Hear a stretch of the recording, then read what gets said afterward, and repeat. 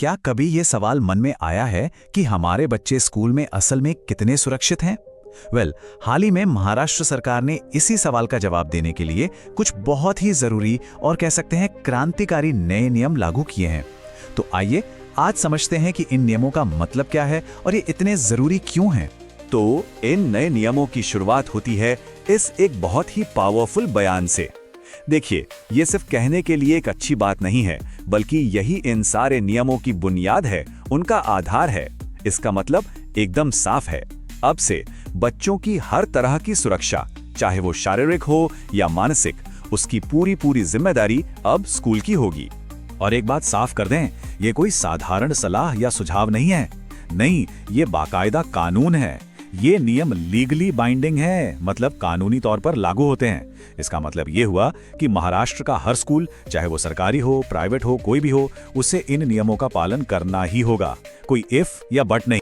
तो सवाल उठता है कि असल में बदला क्या है, क्या क्या चीजें अब नहीं हो सकती। सरकार ने इस मामले में कोई भी कंफ्यूजन नहीं छोड़ा है। स्कूलों के लिए एक बिल्कुल साफ लाइन खींच दी गई है। कुछ ऐसी सीमाएं तय कर दी गई हैं जिन्हें वो आप पार नहीं कर सकते। सबसे पहली और शायद सबसे बड़ी रोक लगाई गई है फिजिकल पनिशमेंट पर। मतलब किसी भी तरह का शारीरिक दंड अब पूरी तरह से बैन है। और देखिए, यहाँ बात सिर्फ हाथ उठाने या छड़ी से मारने की नहीं हो रही।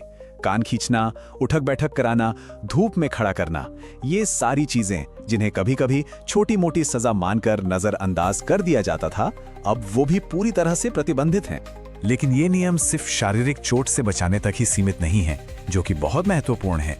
ये नियम बच्चों के मानसिक और भावनात्मक स्वास्थ्य की भी रक्षा करते हैं।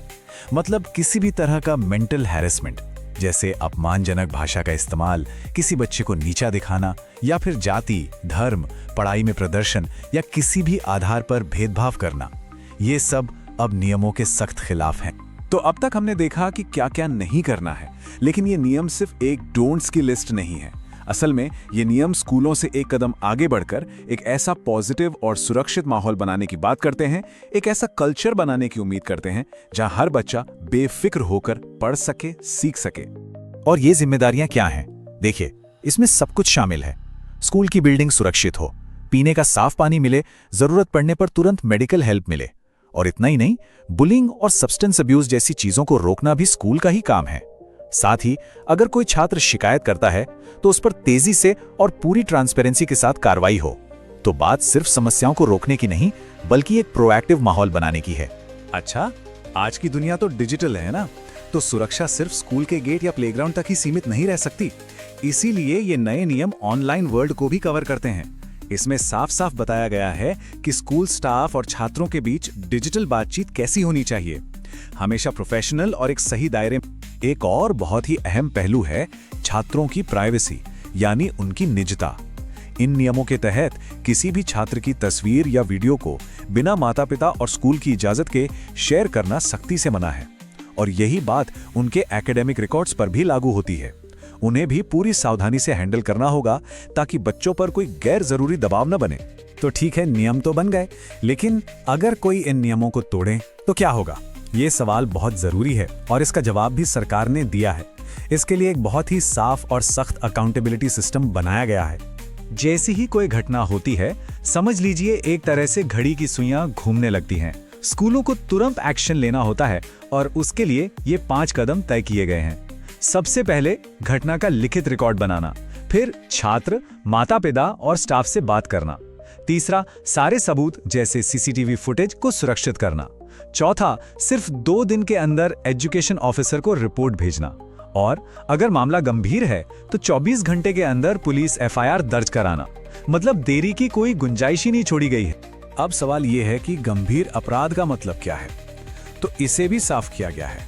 इसका मतलब है वो उल्लंघन जो पॉक्सो एक्ट 2012 यानी बच्चों को यौन अपराधों से बचाने वाले कानून और जुवेनाइल जस्टिस एक्ट 2015 जैसे बड़े कानूनों के दायरे में आते हैं। ऐसे किसी भी मामले में पुलिस को तुरंत शामिल करना कंपलसरी है, अनिवार्य है। और कहानी यहीं खत्म नहीं होती। मामला सिर्फ स्कूल के अंदर ही नहीं सुलझता। निष्पक्षता बनाए रखने के लिए एक बाहरी अधिकारी यानी एजुकेशन ऑफिसर जांच को अपने हाथ में लेता है।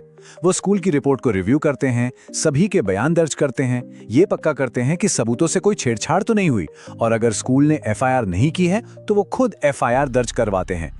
इसके बाद ही वो अपनी रिपोर्ट आगे भेजते हैं। और एक बात बिल्कुल साफ कर दी गई है, कवर अप के लिए 0 टॉलरेंस, मतलब मामले को छिपाने की कोई गुंजाइश नहीं है। अगर कोई भी स्टाफ मेंबर या अधिकारी किसी घटना को छिपाने या सबूत मिटाने की कोशिश करता है तो उसे भी कानूनी कार्रवाई का सामना करना पड़ेगा। तो घटना को दबाना भी अपने आप में एक गंभीर अपराध माना जाएगा। और ये जवाबदेही सिर्फ स्कूल तक ही सीमित नहीं है, ये ऊपर तक जाती है। इस प्रक्रिया में शामिल हर एक व्यक्ति, चाहे वो स्कूल का प्रिंसिपल हो या फिर एजुकेशन ऑफिसर, अगर कोई भी जांच में देरी करता है या गलत रिपोर्ट देता है तो उस पर भी डिसिप्लिनरी एक्शन लिया जाएगा। मतलब हर कोई जिम्मेदार है। तो इन सभी नियमों, प्रक्रियाओं और जवाबदेही की परतों को समझने के बाद सबसे बड़ा टेक अवे क्या है? मतलब असल में इन सब का निचोड़ क्या है? और निचोड़ ये है कि एक सुरक्षित स्कूल बनाना किसी एक की जिम्मेदारी नहीं है, ये एक कलेक्टिव रिस्पॉन्सिबिलिटी है, एक सामूहिक जिम्मेदारी। संदेश बिल्कुल साफ है, ये सिर्फ स्कूल मैनेजमेंट का काम नहीं है, इसमें शिक्षक, स्टाफ और हाँ, माता पिता भी शामिल हैं। ये एक टीम एफर्ट है। अब इन नए और अनिवार्य नियमों के बारे में जानना ही अपने आप में एक बड़ी ताकत है। ये जानकारी माता-पिता, शिक्षक और यहाँ तक कि छात्रों को भी सशक्त बनाती है। इससे हर कोई जागरूक रह सकता है, सवाल पूछ सकता है और ये सुनिश्चित करने में मदद कर सकता है कि महाराष्ट्र के हर स्कूल में हर एक बच्चा सुरक्षित महसूस करे।